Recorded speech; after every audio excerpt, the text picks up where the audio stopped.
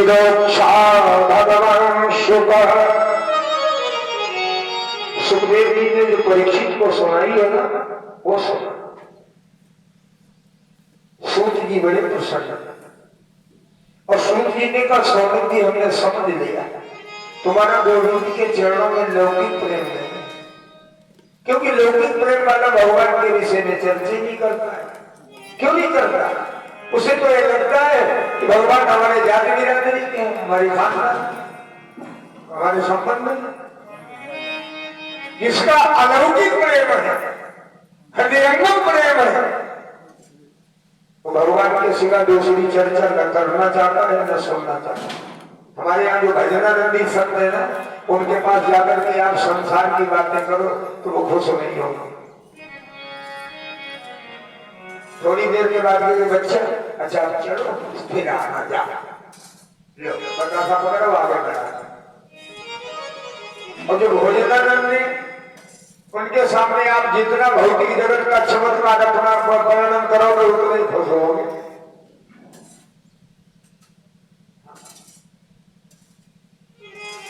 शौनक सूत जी बड़े प्रसन्न हुए, बोले प्रीति शौनक चित्ते थे ये तो लक्ष्मी विचार कि मैंने पूर्णतः विचार करके देख लिया तुम्हारा गोविंद के चरणों में अलौकिक प्रेम है। वासुदेव कथा कृष्णा पुरुषान स्त्रीन पुनाति वक्तारम स्पर्शकम शोभो यत्पाद शरीरम यथा। गोविंद के विषय में जो भी स्त्री पुरुष चर्चा करते हैं, उनका मन वाणी अंतःकरण ऐसे ही पवित्र होता है। यत्पाद शरीरम यथा, जैसे जल में स्नान करने से शरीर पवित्र हो जाता है। हाँ, जल में स्नान करने से वायु शुद्धि होती है शरीर की, और आत्मशुद्धि उसकी शुद्धि की जरूरत ही नहीं, क्योंकि आत्मा तो शुद्ध ही है, वहां अशुद्धता आई पहुंची कहां। धन पवित्र सेवा किए, धन पवित्र दिए दान, मन पवित्र हरि भजन सो होत त्रिविध कल्याण।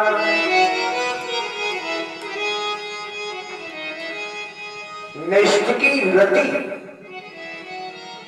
नेचुरल प्राकृतिक, नैसर्गिक गोविंद के चरणों में तुम्हारा प्रेम। सूत जी बोले सुनो, मैं तुम्हें सुनाता। आज सूत जी ने भगवान का ध्यान किया। जन्मांग से भयाति तरतस चार देश यज्ञस्वरा तेरे ब्रह्महृदाय आदि कवये मुह्यन्ति सूर्य एदो वायुमदाम्य था विनमयो यत्र त्रिशर्गो मृखा धाम्ना शैव सदा निरस्त कुहो सत्यम परम धीमहि। महात्मा व्यास ने, सूत जी ने उस परम सत्य का ध्यान किया है। भागवत में किसी देवता का नाम लेके स्तुति नहीं गाई गई, न राम का नाम लिया गया, न श्याम का, न शंकर जी का, न हनुमान का, न दुर्गा का, न काऊ देवता का, न काऊ देवी का। रामचरितमानस में बहुत बड़ा मंगलाचरण है। वो स्वामी जी ने कोई छोड़े ना, भूत प्रेत छुड़े लेकिन प्रणाम करना, अरे कोई छोड़ो बोलो, किसी को नहीं छोड़ा। देव तनुज नर नाम प्रेत पितर गंधर्व बन्नव किन्नर रज निचर प्रभात ये ऐसा क्यों किया? हम लोग रोज रामायण पढ़ते हैं लेकिन खाली पढ़ते हैं, ऐसा क्यों किया बाबा ने? ये जानते हो कब निकलेगा अंदर से? जब ब्रह्मा पार्वती हो जाए।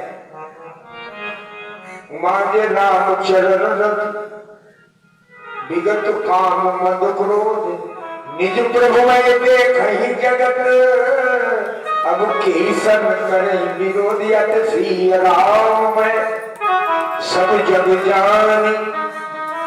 सीता राम में दृष्टि हो जाए तो कृपा करो अवसर।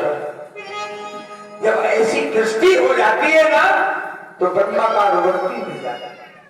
अब ये कब होगी? ऐसे नहीं होगी। बोले ये कब होगी? बोले जब बहुपाल करियो सत्संग। अच्छा सत्संग बहुत बड़ा महत्व। क्यों? क्योंकि बिनु सत्संग विवेक न हो। और जब तक विवेक नहीं होगा तीसरी आंख नहीं खुलेगी, ब्रह्मा का अनुवर्ती बनेगी। तो रामचरितमानस में तो बहुत बड़ा मंगलाचरण है, पर महात्मा व्यास ने तो एक श्लोक में मंगलाचरण कर लिया, किसी देवता का नाम लिए नहीं, किसी का नहीं। जन्म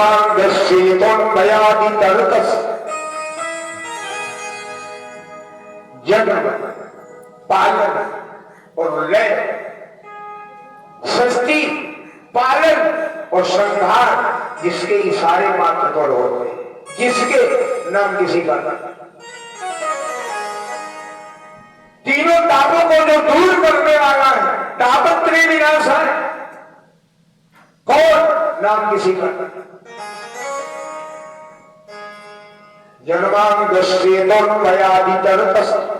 जो स्वराज है, किसी के अधीन नहीं, स्वतंत्र।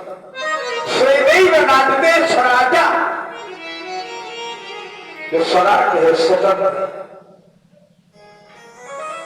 तेरे ब्रह्म हृदय आदि कवि, ब्रह्मा मनीषियों के द्वारा, बड़े बड़े कवियों के द्वारा जो ज्यादा न जा सके,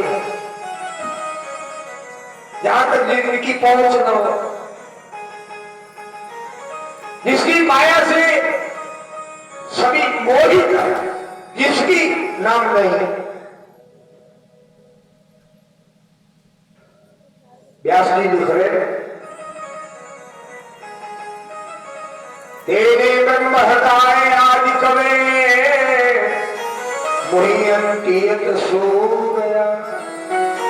ये जो बारी मदान यथा विमयो यत्र सर्वो मृगा।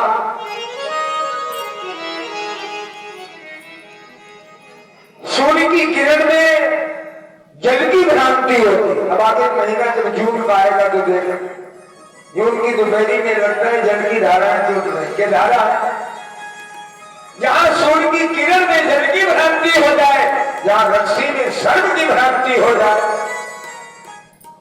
जिसकी लीला मात्र से वो भ्रांति दिखाने वाला व्यास जी लिख रहे हैं। सूर्य जी कहते हैं मैं उस परम सत्य को प्रणाम करता, केवल सत्य को प्रणाम करता। भागवत में सत्य को प्रणाम किया तो सत्य ही सब कुछ है। राम सत्य है, कृष्ण सत्य है, शंकर जी सत्य है, दुर्गा माता सत्य है, हनुमान सत्य है। तो व्यास जी ने विचार किया एक एक का नाम लेंगे तो मंगलीचरण करते रह बैठेगा, तो सत्य का खुद को प्रणाम कर लिया। सत्य सारा समाज आगे कोई बचा नहीं। सूर्य जी कहते हैं सुनो, द्वापरे समुद्र प्राप्ते तृतीय युग पर याता पार शरद होगी व्यासा कल्या हरे। द्वापर के तीसरे चरण के अंत में, चौथे के प्रारंभ में पारा संरंगन महात्मा व्यास ने ब्रह्म नदी के जल का आचमन किया। सबने अपना शास्त्र में पद्मासन लगा के बैठ गए, मेरुदंड सीधा किया, सनातन ब्रह्म का ध्यान किया, उठाई लेखनी राजा परीक्षित और सुखदेवी का संवाद लिखना प्रारंभ कर। तो राजा परीक्षित का संवाद लिखने के लिए सबसे पहले महात्मा व्यास ने राजा परीक्षित का जन्म लिखा है भागवत। और राजा परीक्षित का जन्म लिखने के लिए व्यास जी को थोड़ा महाभारत का सहारा लेना पड़ा, क्योंकि पांडवों का वंश वर्णन महाभारत में। अब हमें गदा पर्व से लिया, और गदा पर्व में भी कहां से लिया? केवल 13 अध्याय है। परीक्षण केतु राजर्षि जन्म कर्म विलापन संस्थापक पुत्राणाम वक्षे कृष्ण कथोदय। राजा परीक्षित के जन्म कर्म और श्राप तक का राजा परीक्षित के जन्म के विषय में महात्मा व्यास लिखते कि महाभारत का संग्राम 18 दिन हुआ। मैं आपको ये बताना चाहता हूं कि महाभारत में 18 कांड प्रधान है, भागवत में 7 कांड प्रधान है, रामचरितमानस में राम कथा में 9 कांड प्रधान। राम जी का अवतार हुआ 9वीं को, किशोरी जी का प्राकट्य हुआ 9वीं को, जानकी जी का। राम जी का विवाह हुआ 9वीं को, वनवास हुआ 9वीं को, रावण मारा 9वीं को, दूसरे दिन दशहरा। पुनः राम जी का राज्याभिषेक हुआ 9वीं को, और बाबा ने राम कथा लिखना प्रारंभ किया 9वीं को। पूर्ण तिथि है ये नहीं कि परमात्मा कथा पूर्ण कभी होती है। मैं ये कह रहा हूं कि मानस में 9 कांड प्रधान,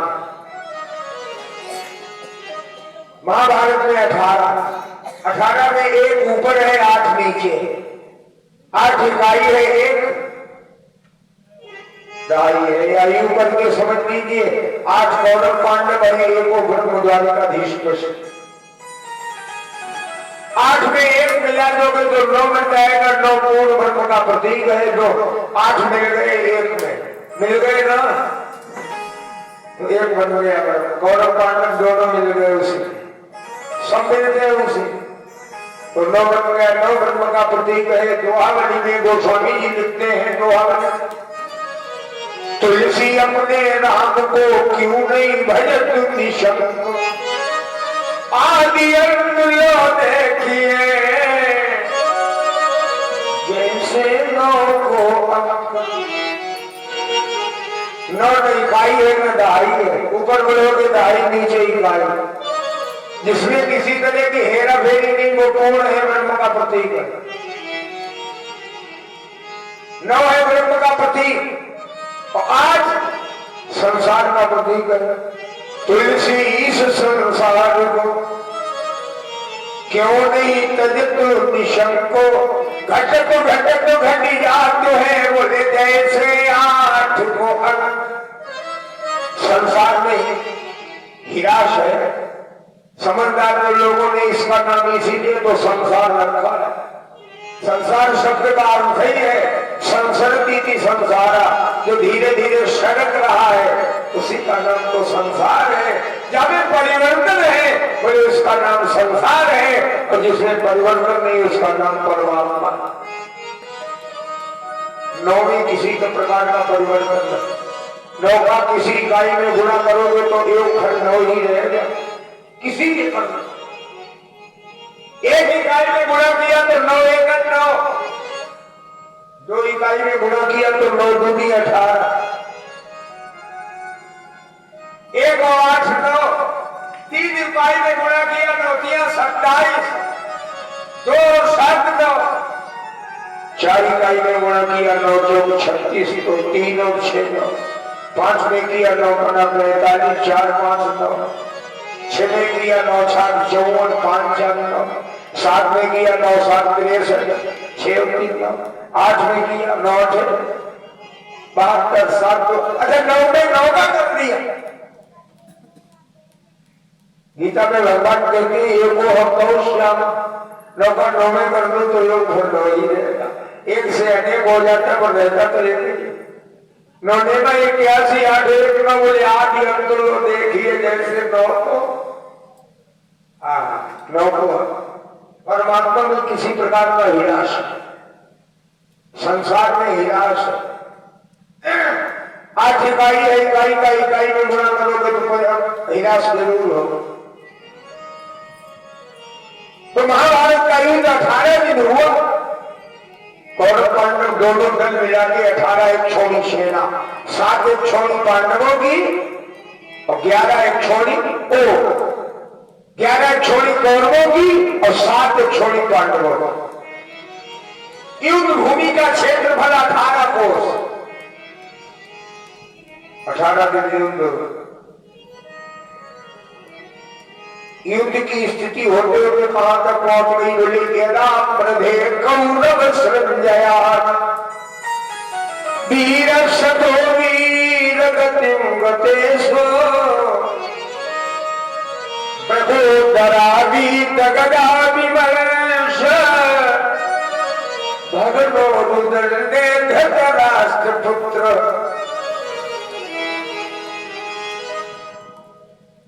युद्ध हो रहा है, कौरव और संजय दोनों वंश की सेनाएं वीर गति को प्राप्त हो गई।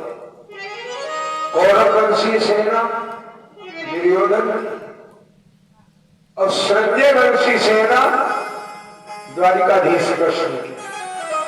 सब लोग जानते हैं कि पांडवों की मदद में द्वारिकाधीश कृष्ण थे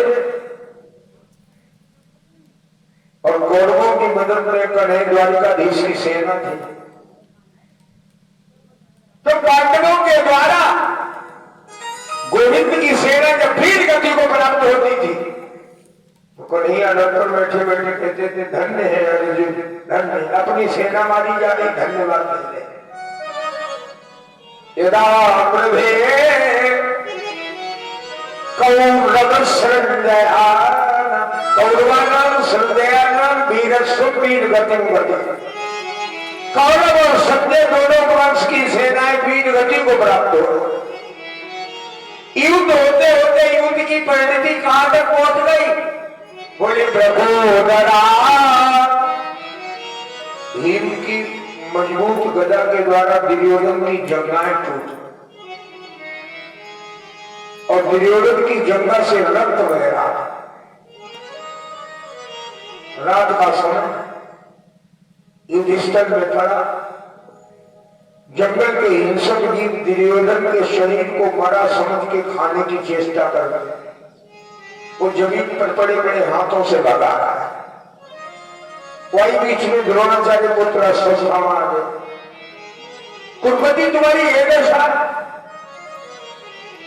दुर्योधन ने कहा गुरुपुत्र मरने जीने का प्रश्न नहीं, जहां जन्म है वहां मृत्यु निश्चित है, मरने जीने का प्रश्न नहीं। आया है सो जाएगा राजा रंग को फकीर, कोई सिंहासन चढ़ी चले, कोई बधे जात जंजीर। जहां जन्म है वहां मृत्यु है, जहां आना है वहां जाना है। एक शायर ने लिखा कि कोई फूल बागों में ऐसा खिला, खिल के न जिसे मुरझाना पड़ा, विधि का ये अटल विधान रहा, जिसे आना पड़ा उसे जाना पड़ा। गुरुपुत्र मरने जीने का प्रश्न नहीं, प्रश्न इस बात का है कि गंधारी के 101 बेटे समाप्त, कुंती के 5 सुरक्षित, एक भी मारा गया होता कुछ तो शांति मिलती। अश्वत्थामा ने कहा मेरे कारण सेवा। बोला गुरुपुत्र इच्छा एक ही है। बोले क्या? पांडवों के सर लाके दिखा दो तो हंसते हुए हम शरीर छोड़। उठाई तलवार चल रही है, ब्राह्मण है, गुरुपुत्र है, 10,000 हाथी का बल है, लेकिन राई नदी चुमते चतुरा,